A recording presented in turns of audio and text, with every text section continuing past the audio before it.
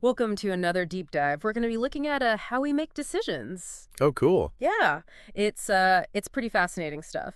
Yeah. We've got some excerpts here from Jonah Lehrer's book, How We Decide, and Okay. I think there are going to be some really surprising insights for our listeners about, their own brains. Yeah. One of the most interesting things I think that Lehrer does in this book is he challenges this idea that decision making is purely rational. Right. Like we think that we're these rational beings. Yeah, we like to think we're in control. Right. Yeah. Exactly. And Lehrer shows just how crucial emotions are to good decision making, Mm. and how sometimes they can even lead us to better decisions than logic alone. Interesting. Yeah, he talks about the brain as this collection of different systems, Right. all kind of battling it out when we have to make a choice. Yeah. So Yeah. you've got the rational prefrontal cortex, Right. which, we tend to think of as the decision maker, Mm-hmm. but it often takes a back seat to our emotions. Mm-hmm. Right. It's like, imagine your brain is like a courtroom and you're the judge. Okay. And you have these two really powerful lawyers that are arguing their cases. All right, I like this analogy. You got the insula, which is focused on potential risks and losses. Okay. And then you've got the nucleus accumbens. Nucleus accumbens. This is all about pleasure and rewards. Oh, so it's like the devil and the angel on your shoulder? Kind of, yeah. Okay. So, if you're trying to decide whether to buy that expensive new gadget, You. your insula is shouting, think of your budget. You'll regret this. Right. Well, the nucleus accumbens is like, it'll be so much fun. Treat yourself. You deserve it. Yeah. And I find I definitely experience that. Like when I'm standing in the checkout line at the grocery store Yeah. and I'm like looking at, the impulse buys there. Yeah. Like, did I really need that extra thing I threw in the basket? Yeah. That's probably my insula. It probably is. It's like trying to stage a last-minute intervention. Yeah.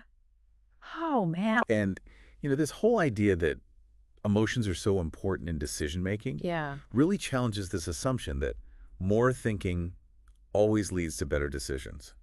That's interesting. What if sometimes overthinking actually makes things worse? Now, that's an intriguing idea. Is there evidence to back that up? There is. Lehrer talks about the work of a Dutch psychologist, App Dijksterhuis. Dijksterhuis. Yeah, it's a hard name to say. Yeah. But, I'll just call him App. yeah, App, who did all this fascinating research on what he called unconscious decision-making. Unconscious decision making. So in one of his studies, he gave people a ton of information about 4 used cars, Okay. each with, different pros and cons. Like a lot of information. Yeah, a lot. And some people were asked to think carefully about all the details before choosing a car. Okay, so really analyze everything. Yeah, really analyze it. Right. While others were distracted with puzzles. So just letting their minds wander. Yeah. Okay, interesting. So letting their unconscious mind kind of process all that information. And what happened? Well, the results were pretty surprising. Okay. The people who consciously deliberated Yeah. were actually less satisfied with their choice than those who had been distracted. So you're telling me that sometimes the best way to make a big decision is to not think about it too much. Well, it's not quite that simple. Okay. Dijksterhuis found that this unconscious processing was most effective for complex decisions with a lot of variables. So like those decisions where you just get overwhelmed by all the options? Exactly, like buying a car or choosing a new couch. Yeah. He actually called this the IKEA effect. The IKEA effect. Yeah, because he found that people who spent hours agonizing over furniture choices at IKEA Yeah. were less happy with their purchases later on. So too much analysis can actually lead to less happiness. Well, it seems that way. So next time I'm furniture shopping, Yeah. I'm setting a timer, Okay. spend a reasonable amount of time looking, and then just go with my gut. I mean, that might not be a bad strategy. But it is important to remember that this doesn't apply to every decision. Right, of For course. simpler choices, like picking the cheapest brand of a product, Okay. when all the other factors are equal, Yeah. your rational brain is more than capable. Right, so use the rational brain for the easy stuff. Yeah, Let the unconscious mind work on the complex stuff. exactly. Got it. But how do we know which is which? Right. Where's that line between simple and complex? That's where it gets even more interesting. Lehrer dives into the nuances of when to trust your gut and when to use your head. Okay. And to illustrate this, he introduces us to a very fascinating guy. Okay, who is it? Well, his name was Michael Binger.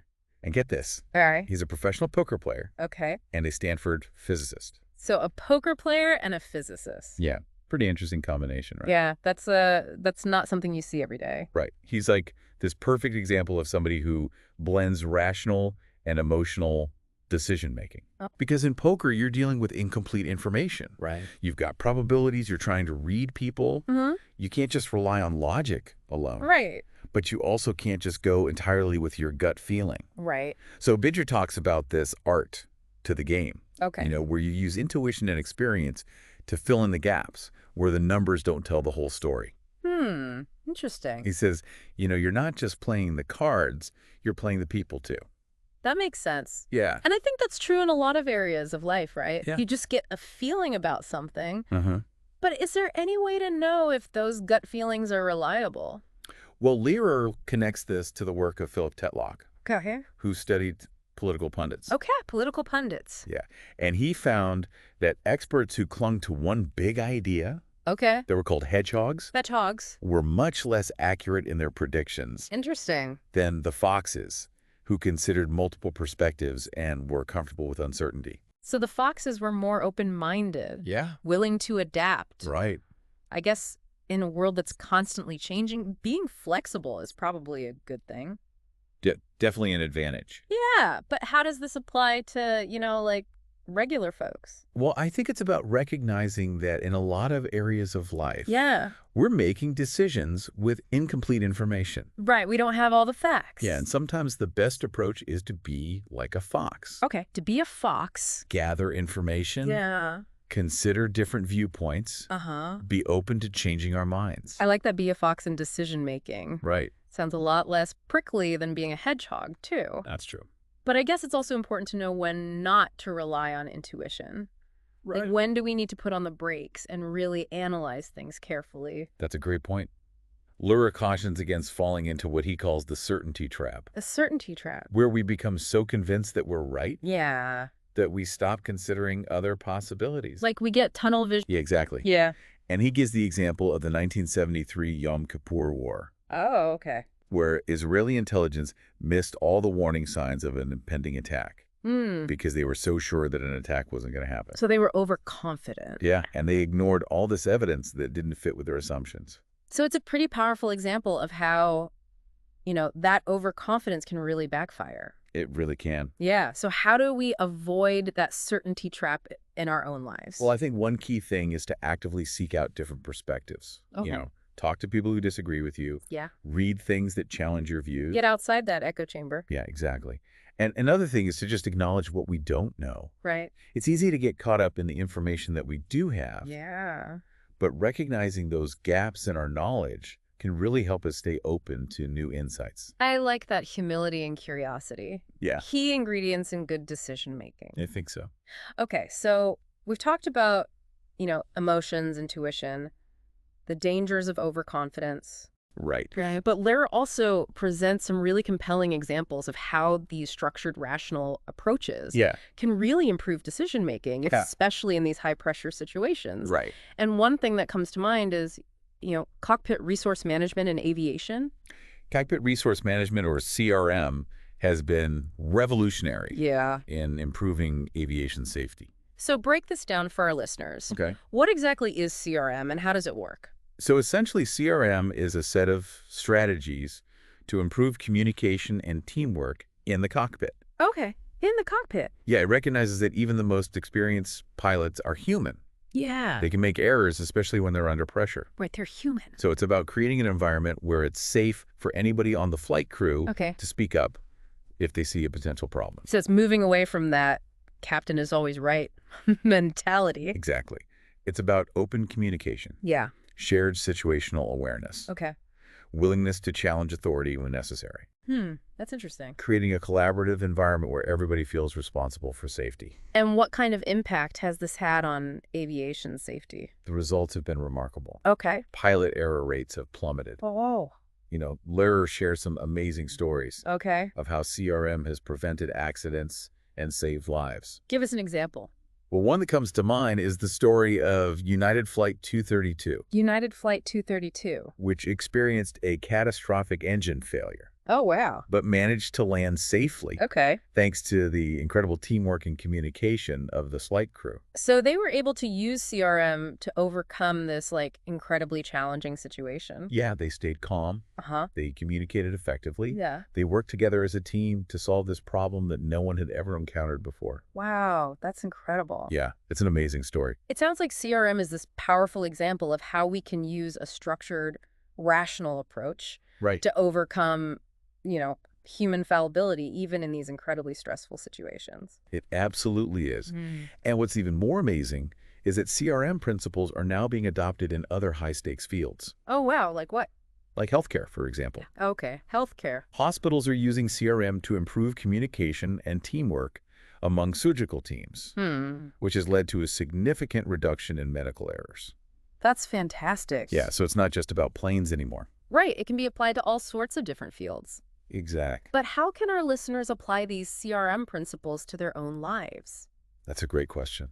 It seems like, these strategies are designed for pilots and surgeons, Right. but I think the underlying principles are relevant for everyone. I completely agree. Think about the teams you're a part of, Yeah. whether it's at work in your community or even within your family. Uh-huh. How open is the communication? Do people feel comfortable sharing their concerns or challenging the status quo? Those are great questions for all of us to consider. Yeah, I think fostering a culture of psychological safety is essential. Yeah, where people feel respected and heard. Exactly. Yeah, and it's not just about preventing errors. Right. It's about fostering innovation and creativity. Absolutely. When people feel safe to share their ideas, Yeah. to challenge assumptions, to think outside the box, Yeah. that's when those truly groundbreaking solutions can emerge. So whether you're leading a team, collaborating on a project, or just trying to make the best choices for yourself, Uh-huh. remember the lessons of Cockpit resource management. Yeah. Encourage open communication. Right. Value diverse perspectives. Create an environment where everyone feels empowered to contribute. Exactly. You might be surprised at the positive outcomes that result. Yeah, it really is amazing to think about Yeah. how something that was, developed for aviation can have such a broad impact. Right. It just shows, how important it is to recognize human limitations Yeah. and design systems that help us, make better decisions. And it's a powerful shift in perspective, right? Instead of Yeah. trying to eliminate human error entirely. We can create environments that minimize this impact. Right. And that kind of brings us back to one of the core ideas in Lehrer's book. Yeah. This interplay between, our rational and emotional minds. Right. From the very beginning, we've been talking about how decisions aren't just about cold, hard logic. Yeah. Our emotions play a huge role, whether we realize it or not. And sometimes those gut feelings are incredibly valuable. Yeah, especially when we're dealing with these complex situations where we don't have all the information. Right. But we also have to be aware of our, emotional biases, those tendencies to overreact or get swept up in the excitement of the moment. So it's about finding that balance, right? Exactly. Knowing when to trust your gut and when to step back and analyze things carefully. Yeah, it's not always easy, It's tough. Yeah. but like any skill decision-making is something we can get better at with practice. Right. The more we learn from our experiences, the more we understand our own tendencies and biases, the better choices we're going to make. It's almost like we become scientists of our own minds, Yeah. observing how we react in different situations. Right. Figuring out what works and what doesn't. I love that. That's a great way to put it. And it's not about, striving for this impossible ideal of perfect rationality. Right. It's about embracing the complexity of our minds and using that knowledge to make the best decisions we can. And maybe learning to be a little more comfortable with uncertainty along the way. Uncertainty is a part of life. Yeah, it is. Sometimes the most rewarding decisions are the ones that involve a bit of risk Right. and stepping into the unknown. Absolutely. So to wrap things up, what are some key takeaways our listeners can take from this deep dive into how we decide? I think one of the biggest takeaways is that emotions are not the enemy of good decision making. Right.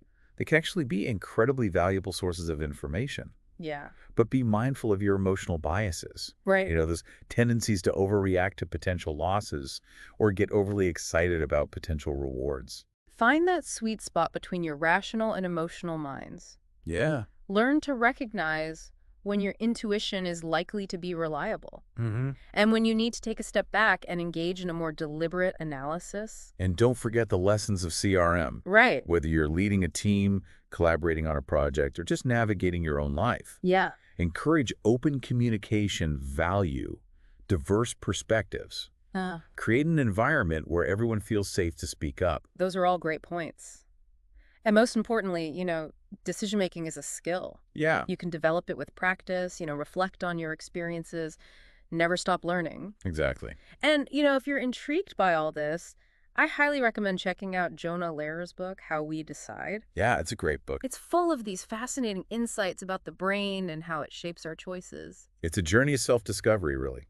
Understanding how your mind works can empower you to make choices that lead to a more fulfilling and meaningful life. Well, thank you for joining us on this deep dive. It was fun. We'll be back next time with another fascinating exploration of the human mind and the world around us.